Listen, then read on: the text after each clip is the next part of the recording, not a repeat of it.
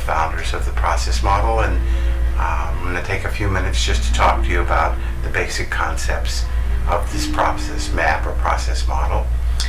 These are going to be the stages that we help clients move through in order to get to completion, to get to resolution, to get to healing. At each one of these stages, the therapist has invitations that they might invite the client to do that will help them move through these stages. It's not that we need them to, it's we invite them to. And I just noticed over the years, these are the stages that lead to healing. People can take them or not. I'm here to invite them. So the first stage is presenting. Clients getting into the moment right now, in this here and now, not about the story, not about the past, not about the future, right now, and invite a client to be right now. That's sometimes pretty difficult, and a lot of people aren't trained. Some invitation and some willingness on the part of the client to be in the moment. Once they're in the moment, it's important for them to know the experience, the introspection, the experience they're having right now. Because it's only when they're connected to that experience that they can decide, well, I like it and I don't like it. Well, that's guidance telling me this is not for me. Well, that's guidance telling me this is not for me. So until I can connect, introspect, find my internal experience, I can't use it for guidance. I can't change it. It's just something I want to have charge over if I can, so I have to be able to identify it. All right, then we're going to invite them into the stage of connecting to that experience and feeling it in their bodies and thinking it in their heads and feeling it in their emotions, getting connected to that feeling, that experience, so that they are not only aware of it, but they actually have a sense of ownership of it, which brings us to our next stage.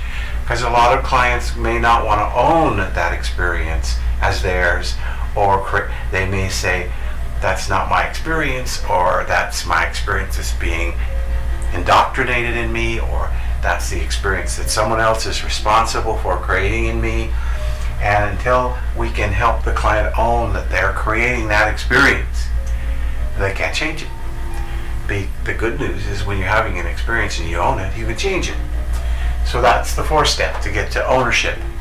The next step is to get even deeper and deeper into the experience. Once you've owned it and you've connected with it and you experience it, you have to play it to its end.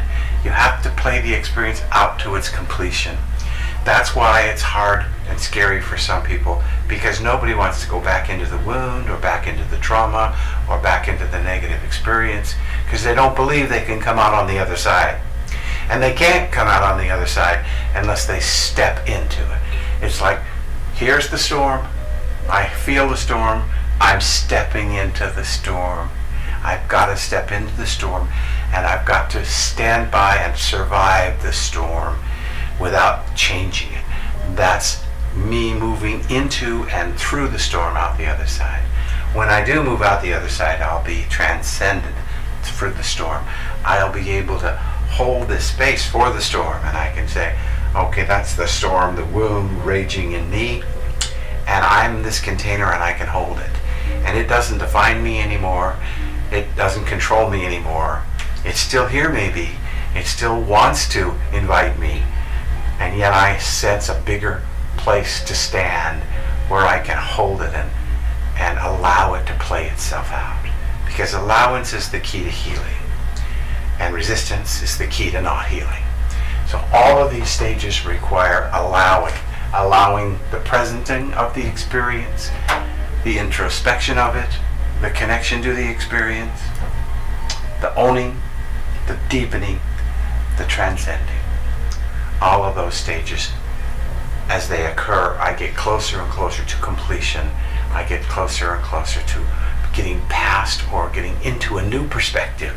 What I'm really doing is I'm self-actualizing, I'm self-fulfilling, I'm expanding consciousness. And I think that's the goal of all therapists, not to help people get better and heal so much as to expand their consciousness, their self-realization, their empowerment, so they can be in charge of their experience rather than letting the indoctrinated experiences or their inserted experiences guide them. So these are some of the basic steps we use. Thanks.